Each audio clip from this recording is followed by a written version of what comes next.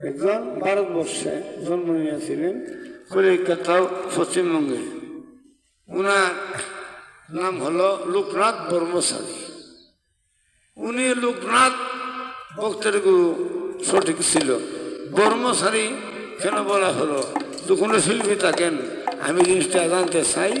উনি তো লোকনাথ, নাথের নাথ, অনাথের নাথ, দিনহীন বন্ধু, ফরহাদের ঘাটের মালিক। উনি লোকনাথ, নাথের নাথ, অনাথ। উনি কেন ব্রহ্মচারী? একটা শব্দ লাগছে না? কথা ঠিক ভাবে ঠিক? লোকনাথ ব্রহ্মচারী, কথা ঠিক ভাবে ঠিক? নাম ছিল লোকনাথ। ব্রহ্মচারী কেন বলা হলো?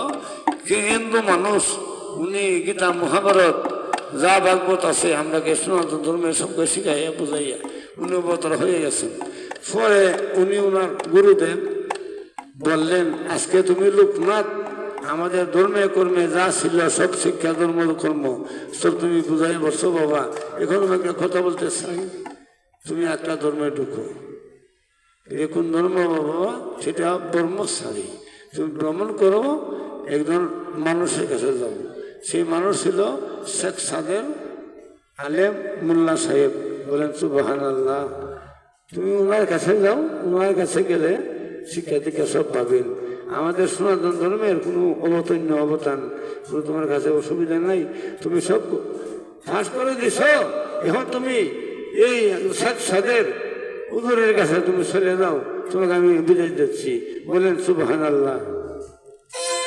আমার লোকনাথ ব্রহ্মচারী, লোকনাথ ব্রহ্মচারী, অল্পনা বয়সের হালে সারিল ঘর বাড়ি। আমার লোকনাথ ব্রহ্মচারী, ও বাবা লোকনাথ ব্রহ্মচারী, অল্পনা বয়সের কালে সারিল ঘর বাড়ি। আমার লোকনাথ ব্রহ্মচারী। গুরুর বাক্য লয় হ্যাঁ বাবা পশ্চিমেতে যায়, কোন কাম করিল বাবা সমাজে বলে যাই, আমি সবাই বলে যাই।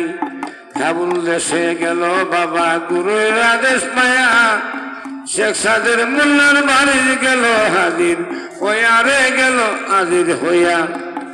এ সময় ছিল জোহরের সময়, নামাজ পড়তে হইল বাবা শেখ সাদের আলেম। উনি নামাজ পড়বার সময় উজু করে যান।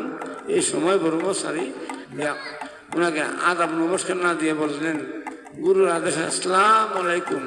উনি বলেন ওয়ালাইকুম সালাম। ব্রহ্মচারী, তোমাকে যে হারাইছে আমি বুঝছি, তুমি উজু করে আসো। উনি ব্রহ্মচারী লোকনাথ এই জায়গাতে উজু করলেন প্রথম। বলেন সুবহানাল্লাহ। উনি সনাতন ধর্মের অত্যন্ত অবতার। উনি উজু করলেন গুরুদেবের আদেশে। কিছু বুঝবার আছে না? আমি বলতেছি কথা। উজু করে গুরু শুনে যায়, মসজিদে গিয়া থেনি নামাজ তারা করেছে আদায়, তারা করেছে আদায়। তারপরে হয়ে আসিল কিছু কাহিনী। আমার লোকনাথ ব্রহ্মচারী, ও বাবা লোকনাথ ব্রহ্মচারী, অল্পনা বয়সের কালে সারিল ঘর বাড়ি। আমার লোকনাথ ব্রহ্মচারী। উনি ঘরে নামাজ পড়লেন গুরুদেবের সাথে। ওনার ফির শেখ সাদের আলেম। আসসালামু আলাইকুম। ওয়ালাইকুম আসসালাম। বললেন বাজান, আমার গুরুদেবের আদেশ, আমার পীরের আদেশ, আমি আপনার সঙ্গে কিছুদিন সফর করবো, আসো। ওনারা বাদ দিয়ে গেলেন, দিয়ে ওনারে রহমত বরকত আউজতা দিয়ে দেখলেন। উনি কিছুদিনের মাধ্যমে কোরআনের হাফেজ হয়ে গেলেন। বলেন সুবহানাল্লাহ। উনি সনাতন ধর্মের একজন বড় দেবতা, একজন অবতার। উনি মুসলমান ধর্মের হাতে ধরে উনি মুসলমান হয়ে গেল। বললেন সুবহানাল্লাহ। সেই সময়ে অনেক কিছু বিস্তারিত ছিল, আমার কথাটা শুনলেন। আমার লোকনাথ ব্রহ্মচারী, অল্পনা বয়সের হালে সারিল ঘরে বাড়ি। আমার লোকনাথ ব্রহ্মচারী। উনি কোরআন শরীফ পড়ছেন, কিতাব পড়ছেন, পড়ে দেখেন গীতা মহাভারত যাওই পড়ছেন। মক্কায় বাস করতে লাগে আল্লাহ রাসূলের আইনে উনি মক্কায় গেছেন, ওয়াজ করতেন। এমন সময় একজন ফকিরের সঙ্গে দেখা। একজন ফকির মুসলমান ধর্মের শুনলাম জন্য উনার সঙ্গে একটা দেখা হয়েছিলেন। আমি ফকিরের নাম বলতেছি। মক্কা মদিনার সাথে আব্দুল গফুরের সাথে মক্কা মদিনায় যাইতে আব্দুল গফুরের সাথে সাক্ষাৎ হইয়াছিল মক্কাতে। লোকনাথের সাক্ষাৎ হইয়াছিল মক্কাতে। লা ইলাহা ইল্লাল্লাহ মুহাম্মদ রাসূলুল্লাহ। কেন লোকনাথ বলছেন এর হরি শব্দ একই আল্লাহ আর নাই শব্দ আল্লাহ নাই। আমরা বলি লাহু আল্লাহ নাই নাই। লা ইলাহা ইল্লাল্লাহ মুহাম্মদ রাসূলুল্লাহ। লোকনাথে বলে আল্লাহ তুমি নিরঞ্জন। লা ইলাহা ইল্লাল্লাহ মুহাম্মদ রাসূলুল্লাহ। লোকনাথে বলে বাবা তুমি নিরঞ্জন। দুজন সাধক এখানে দেখা হয়েছে। আরে গফুর বলে লোকনাথ তুমি বর্মচারী, তোমারে জিজ্ঞাসা করি কয়জনের অধিকারী কৌশল আমারে। মুসলমান ফকিরে জিজ্ঞাসা করতেছে হিন্দু বেটারে লোকনাথ বর্মচারী।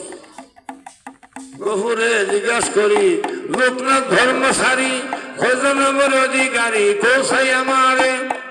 লোকনাথে হয় 3 বাড়াইলাম, গফুরে হয় 4 বাড়াইলাম।